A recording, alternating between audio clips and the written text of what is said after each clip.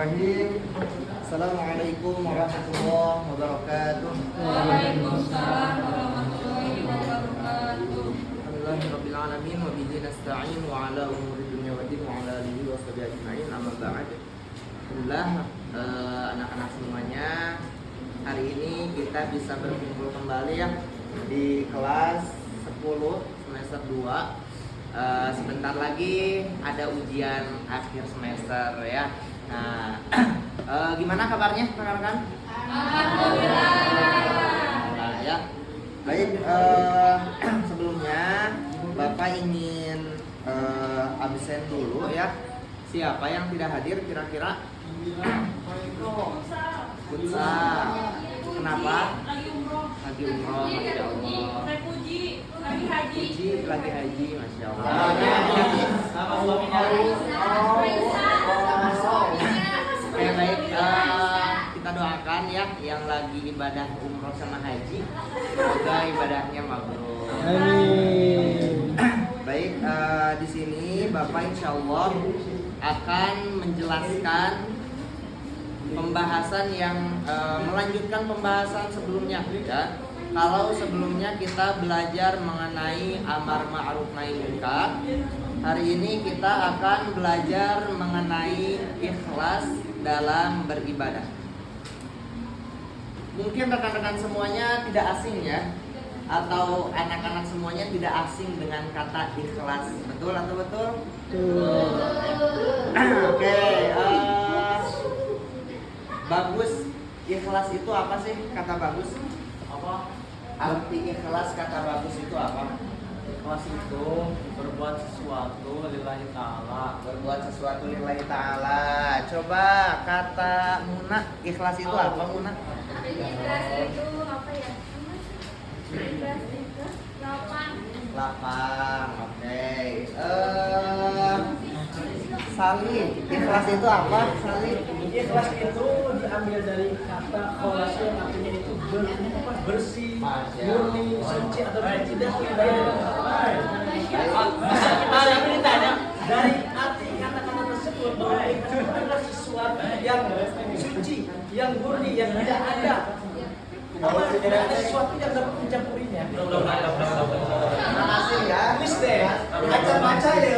Baik, betul ya apa yang disampaikan oleh teman-teman semuanya, bahwasanya ikhlas itu adalah sesuatu hal yang tidak tercampur oleh apapun. Kalau dari kata kamus bahasa Indonesia mah, ikhlas itu adalah hati yang bersih ya. Hati yang murni ya, taat dengan ketulusan hati. Contohnya misalkan ada teman kita yang misalkan sholat ya, teman kita sholat. Ketika teman kita sholat itu tidak ada siapa-siapa, teman kita itu sholatnya cepat. Kayak apa namanya tuh, lagi joget ya. Kalau misalkan ada orang yang disukainya atau ada orang lain, si sholatnya tuh jadi lembut gitu, jadi pelan-pelan, suaranya diindah-indah, diperindah ya. Agar apa? Agar orang yang lihat ibadahnya itu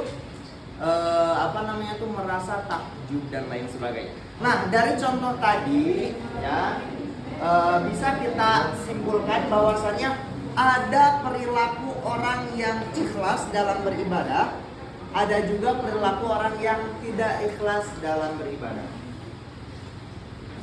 Kalau misalkan kita ikhlas dalam beribadah, contohnya misalkan ketika ada apapun ya, ada siapapun, kita itu melakukan suatu amalan tanpa melihat seseorang ya.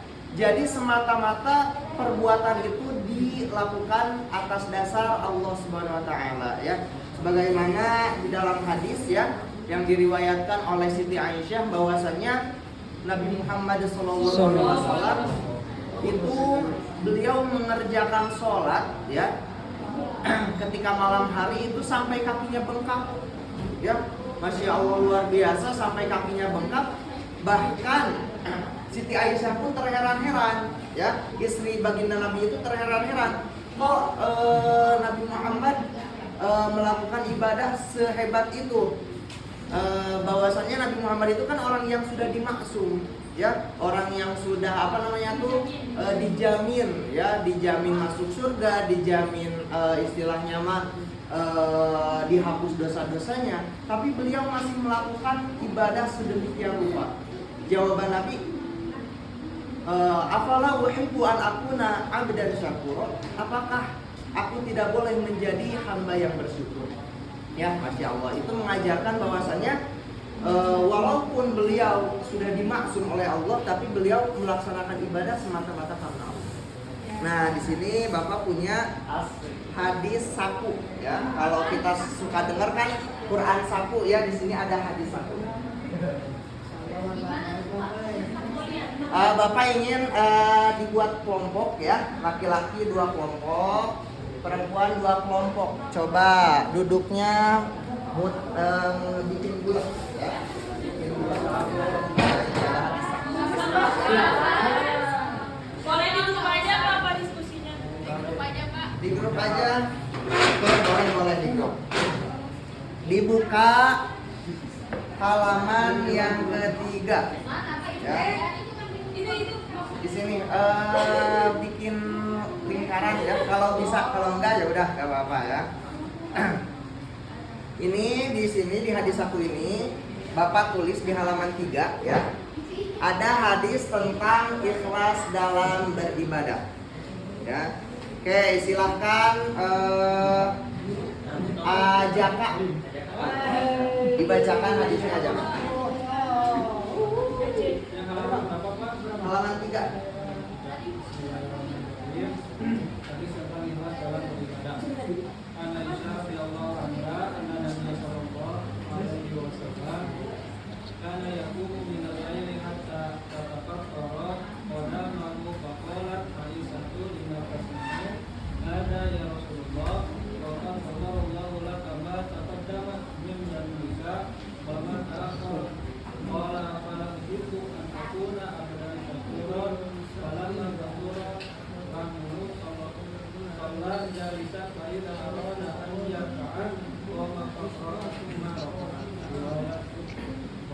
Oke, baik, terima kasih, ya. Coba yang perempuan dibaca artinya. Ulfa, silakan. Artinya dari Aisyah radhiyallahu anhu bahwa Nabi Muhammad SAW melaksanakan sholat malam hingga kaki beliau berbengkak-bengkak. Aisyah berkata, wahai Rasulullah SAW, kenapa engkau melakukan ini padahal Allah SWT telah mengampuni dosamu yang telah berlalu dan yang akan datang? Beliau bersabda, apakah aku tidak suka jika menjadi hamba yang bersyukur? Dan tatkala beliau gemuk, beliau sholat sambil duduk. Apabila beliau hendak ruku, maka beliau berdiri kemudian membaca beberapa ayat lalu ruku. Hadis riwayat Bukhari. Terima kasih, ya. Baik, rekan-rekan semuanya, anak-anak semuanya, coba anak-anak diskusi, ya. Apa sih perbedaan orang yang ikhlas dalam beribadah dengan orang yang tidak ikhlas dalam beribadah? Ya, diskusi, Bapak kasih waktu 1 menit, ya. Nanti ada 1 orang perwakilan ke depan, ya, silakan diskusi. Bapak kasih waktu 1 menit, ya. Perbedaan orang yang ikhlas dalam beribadah dengan yang tidak ikhlas, ya. Perbedaan orang yang ikhlas dalam beribadah, contohnya aja, ya. Contoh perbedaan orang yang ikhlas beribadah dengan orang yang tidak ikhlas. Kan tadi contohnya kan udah Bapak jelasin, ya. Oke, yang bisa boleh ke depan 1 orang. Laki-laki 1, perempuan 1. Abi mana Abi? Abi. Salih ke depan, Salih. Siapa? Sweet.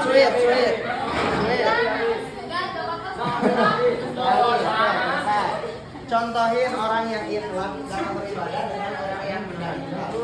Jadi orang yang ikhlas dalam beribadah itu seseorang yang beramal soleh tapi tidak mengharapkan hal apapun semata-mata semuanya karena Allah Subhanahu wa Ta'ala.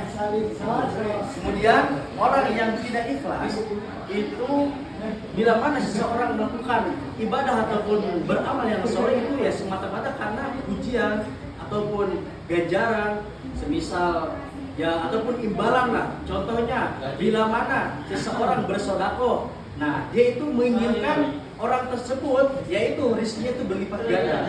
Atau orang yang beribadah tapi yaitu contohnya seperti membaca Al-Waqiah yang mana kita tahu bila mana seorang beribadah ataupun membaca surat Al-Waqiah itu ya itulah. Jadi intinya bila mana seorang membaca Al-Waqiah maka niscaya Allah akan memperkaya dirinya di dunia, kan seperti itu. Yang kurang lebih seperti itu. Ntar bisa dilanjut sama saya di depan. Sekarang dari Aliansa gimana coba? Contohin orang yang ikhlas beribadah. Contoh orang yang ikhlas dalam beribadah itu ketika beribadah mau dia dilihat atau tidak dilihat sama orang, pasti si kualitasnya itu sama. Misalkan dalam sholat duha, ketika misalkan ada orang misalkan rajin sholat duha, rajin baca Al-Quran, tapi ketika tidak ada orang, males soalnya tidak ada orang yang lihat. Masa sih? Terima kasih ya. Begitu ya. Jadi orang yang ikhlas dalam beribadah itu dimanapun, kapanpun, dan dalam keadaan apapun dia itu melaksanakan ibadah semata-mata karena mengharap Allah Subhanahu Wa Taala atau mengharap ridhonya Allah Subhanahu Wa Taala. Berbeda dengan orang yang tidak ikhlas, dia haus akan pujian, haus akan penilaian orang dan lain sebagainya. Maka dari itu Bapak ingin ya, Bapak harap kita semua ketika melaksanakan amal perbuatan itu niatkan di dalam hati semata-mata karena Allah SWT, semata-mata karena perintah amar ma'ruf daripada Allah Subhanahu wa Ta'ala.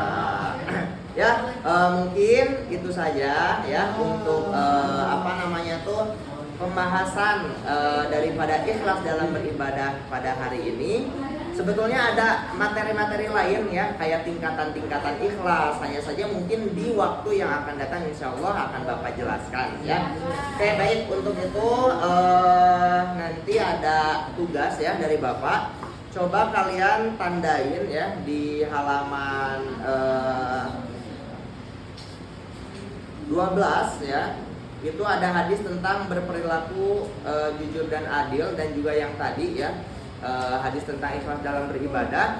Nanti ditandain minggu depan itu harus ditulis ya, ditulis mandiri ya di kertas biasa, nanti kumpulin ke Bapak ya minggu depan.